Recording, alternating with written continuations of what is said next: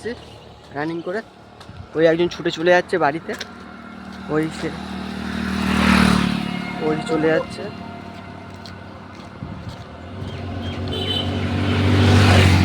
আমরা এই হাটটাতে এই গলির দিকে ঢুকবো, এই গলিটায় ঢুকবো, এই গলিটা।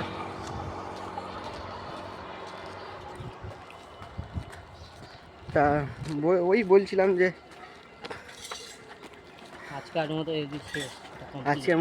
আজকের মতো এই পর্যন্ত স্টপ করলাম। আমরা একটু গিয়ে ব্যায়াম করবো।